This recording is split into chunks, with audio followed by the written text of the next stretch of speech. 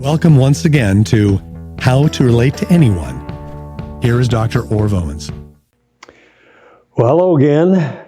We are now going to jump into a series of steps down below the line that we discussed in the last lesson.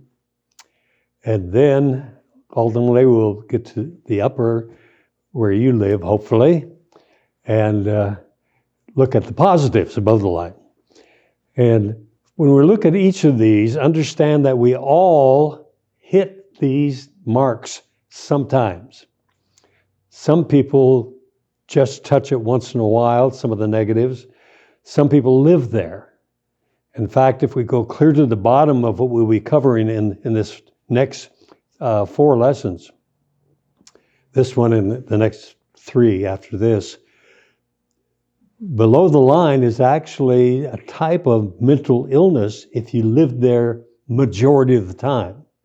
In other words, something might bother you and you drop below the line, but you're not going to stay there, but you'll be there for a few moments. At that moment, basically, you are at a level of mental problems, mental illness. It's not really illness because it's a decision you've made, but when the decisions are no longer pulling you back up above the line, then we have a real problem. And there are people who live below this line, and that's just their lifestyle. And as a result, they're negative about everything. No matter what you say, they've got a negative statement to go along with it. Yes, but is one of their favorite 2 words. And that type of person is very difficult to work with in a management-employee relationship, because if you have an employee that questions everything with I'm not talking about a good question. There's good questions and bad questions. Good questions above the line is, can you help me understand this a little better? Below the line is, I don't think it's going to work. It's just a negative statement in the mind. And so we have to work with that. As a salesperson, you have to work with it with every client. And if you have a product that you're presenting to a husband and a wife, or if you're presenting to a board of directors or a group, you've got all these different motivations that we've covered in earlier lessons to deal with their fears. And you have to cover all of those to keep people above the line. If you start talking in generalities, you're going to lose the appraisers, because the appraisers live just below this line and just above the line. They're never, whoa, that's great, or, oh, it's terrible. It's good or it's bad. And that's about as intense as it gets. I had a salesperson that worked for me, and he had a client, and the client says, no, I don't think I'm interested. And the salesperson thought that wasn't very intense. It was just kind of a comment. I don't think it was really a belief. He said, well, let me show you something else. I said, I'm not interested. Well, I just wanted to show you. Just shut up. He was dealing with an appraiser and didn't understand that. What you have to do is, people below the line and they say, I'm not interested, you have to say, if I could show you something that would interest you, would you be at least interested in hearing about it? You might be interested, you might not, but you need to at least hear my presentation so you'll know whether it's something you can use and enjoy and benefit from, or whether it doesn't fit at all in your situation. Would you be open to letting me make the rest of my presentation? An appraiser will say, yes, go ahead. An exasperator will say, feed it to me. Lay the bark to the wood, or whatever, I don't know. They have sayings. And whatever they say will tell you where they are in the motivations. But if they're below that line, you have to get them above the line, and the way you get them above the line is with a question to open them up. So we're going to look at the first 3 steps below the line. You're going to relate to this because you go there regularly, daily, sometimes hourly, sometimes minute by minute. And the problem is, below the line, sets up psychological blocks and defense mechanisms that cause no further information to come to you. You now are not open to hear. You're not open to realize the value of whatever is being presented. So we want to look at the first step below the line, which is analyzing. You'll see this on your chart. Analyzing is to look for the good and the bad. That sound good? The appraiser in our motivations lives here. Well, that looks good, but this I'm not sure about, and this, and it's called evaluation. And in evaluating, we're looking at the positive and the negative. It's analyzing. Now that sounds really good. However, what I have found in our research is if I start analyzing, I'm probably going to find more negative than positive. I don't know why we do that, but it's kind of a defensive mechanism that automatically kind of plugs in when we start evaluating, start analyzing, start looking for what is right and what is wrong. And it's real easy to all of a sudden find yourself finding more negatives than positives. And that causes us to move to the next step down, which is looking at censoring. This is good, this is good, but boy, this is bad, and this is really bad, and if we look at the diagram, we can go way down on a decision making from last lesson, go way down below with a decision that's clear down in the mully grubs, which we'll get to in later lessons. And it has so much impact that it influences all the stuff above the line. All of a sudden there's so much negative. The negative so outweighs the positive that we stay with the negative. Well, that's what happens when we start censoring. We start analyzing is looking for what's right and what's wrong. Censoring is determining, is there more wrong than right? Do we want to lean towards, maybe this isn't going to work? Maybe I can't do this. This is a very common one right here. I'm not very good at that. That's censoring. Anytime you say, I'm not very good at that, you have censored. You're at the censoring level. And you're saying, you know, I don't meet up to the standards or up to the requirements of that project or that piece of work or type of endeavor or type of responsibility. And it's normally responsibility that scares us the most. I mean, if I try it and fail, I'm going to look really bad. And that's where I am when I start doing that, when I start saying, wow, I'm not sure I don't think I could do this. How often today have you said, I'm not very good at that, or I'm not sure about that, I'm not sure I can do that, when you say I'm not sure, this is where you are. You're right at censoring. You're saying, I'm not bad, I'm pretty good at this, but I'm not very good here. And you can't censor for very long before all of a sudden you start seeing so many negatives, so many outcomes that are not going to be positive. I mean, if I try and fail, everybody's going to know I'm a failure. That's scary. So I better not take the responsibility. You realize people literally pass up promotions because of this fear of censoring. If I try it and fail, I'm going to have mud all over my face. I'm going to really look bad. I'd rather just stay right where I am and pass up a promotion. One of the big problems and one of the big question marks in the corporate world is, how do you find people that are willing to take on responsibility? Well, you see, with responsibility comes opportunity for failure. Now, there's opportunity for success also, but we as humans, because we live in a negative society, tend to look at what if, and what if is, what if it fails? Very seldom do people say, what if it succeeds? See, that doesn't even make sense, does it? What if it succeeds? Yeah, that's where we want to go. Well, when we start censoring, we're starting looking at what if I don't cut it? What if I fail? What if I look bad? What if I can't afford what you're offering? What if I can't operate what you're offering? I remember the first time a salesman presented to us, my office and my company, word processing, a word processing machine. This was back in the whatevers, back before daylight.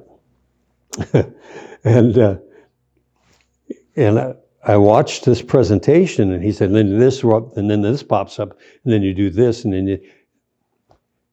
And I said, can you go back and do that again? Because I missed most of what you just said.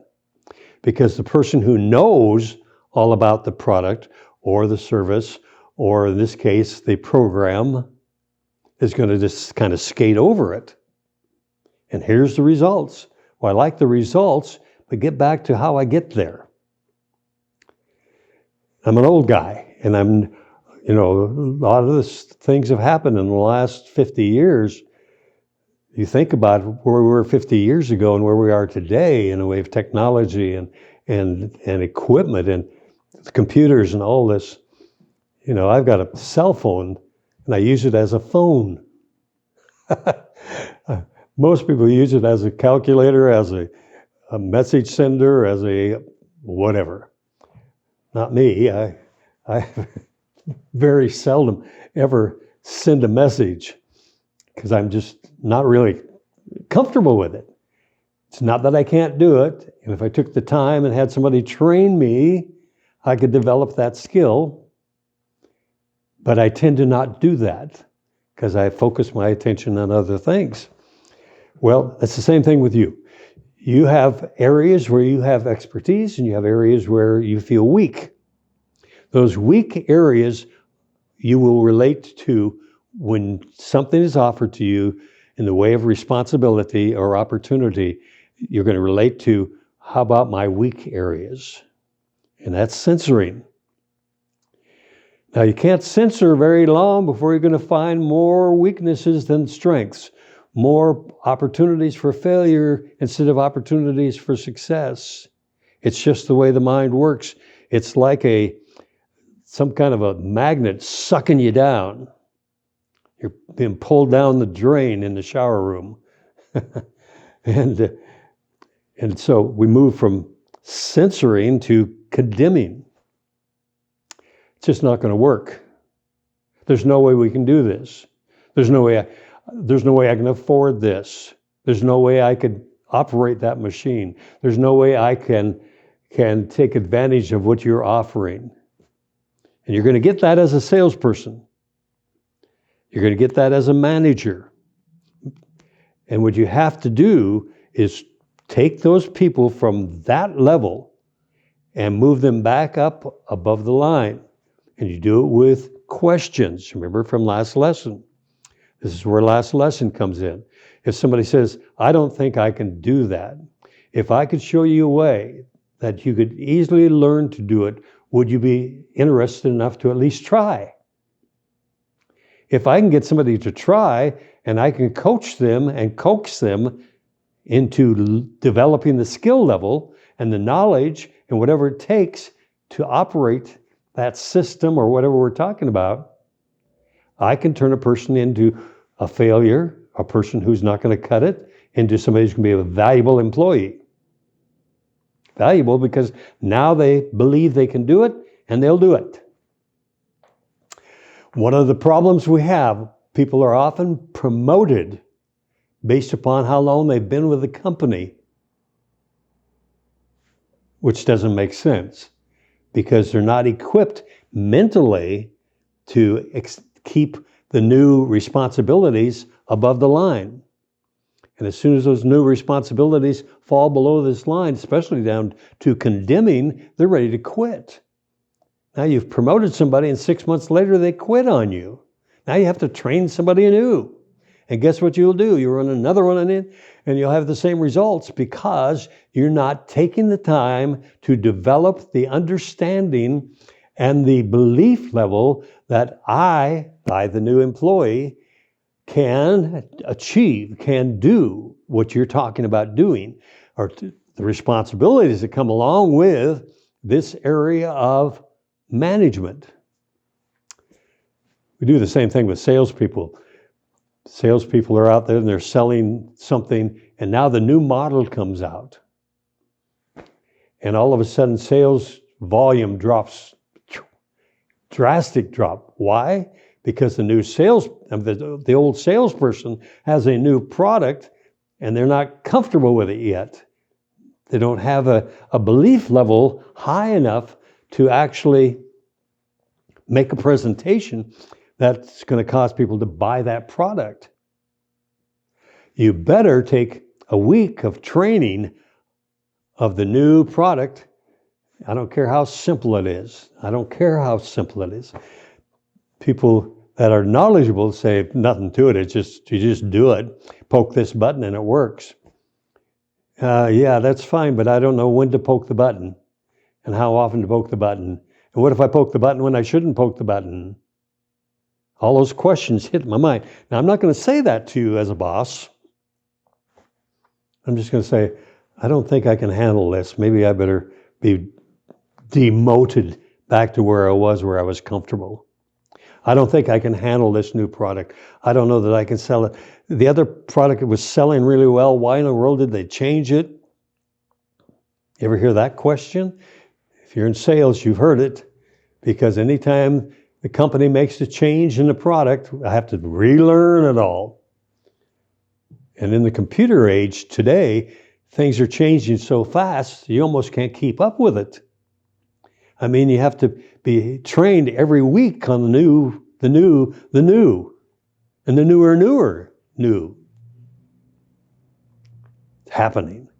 And it's progression, and it brings new elements of help and success patterns for the product or service or whatever you're dealing with.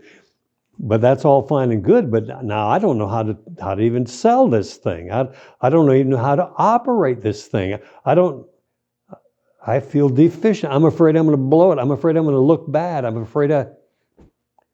at the condemning level of decision making based upon a new challenge that I do not think I've been trained well enough, or I have the natural abilities or to do that. See, I have to turn natural abilities into capabilities. Everybody has the ability to do anything, but it's lying dormant until you turn abilities into capabilities. Now, I have a cameraman behind this camera, and he knows how to not only operate this camera, but have 2 and 3 cameras running all at the same time and making it all happen. Could I do that? I wouldn't even try. I'd have to study under him for at least a year before I could be as proficient as he is with the camera I'm looking into. Now, you think all he has to do is point and shoot, but it's far more than that. And it's true with every product, every service, every risk involved in development of new things, new programs, new instruments. I remember we went from typewriter to the big IBM Selectric. It was a big change because it doesn't hammer like the old one did, and it doesn't handle the buttons. You barely touch them and the thing pops up. I'm poking wrong buttons all the time. Remember? Well, you're probably not old enough to remember that, but I remember it well. And then along comes what's it called at the computer? The first computers, program. They're called something. Do you know what they are? It's just computers. Word processing. That was the first one. We got word processing. This is going to save you time. It's going to be fantastic. And I looked at it and said, I don't know if I can do this. I'm going to have some serious training. Everybody that works for you as a manager, every client prospect you have is going to hit this fear level. And you have to turn it around and say, if I could show you a way that you could do this with almost not even thinking about it, would you be interested in at least hearing how you could do that? That's the way you open the mind, get them back up above the line. Now you have a prospect again as a salesperson. Now you have an employee who's rolling up their sleeves and ready to go to work. It's called productivity, as opposed to better find somebody else to do the job. You deal with it every day because every person that works for you and every client you call on as a salesperson has fears, and they will manifest themselves when you're introducing something they've never experienced before, never seen before, never tried before. Understand where they are and immediately turn the switch from making a presentation to asking questions. Questions that open the mind. What if I could show you? If I could show you this, would you be interested at least learning? When you do that, you'll become more productive and highly successful in both sales or in management or dealing with your family. Good luck with this. And next lesson, we're going to go one step below. This is neurotic behavior. We're going to go to paranoid behavior. That's scary. We'll talk to you then.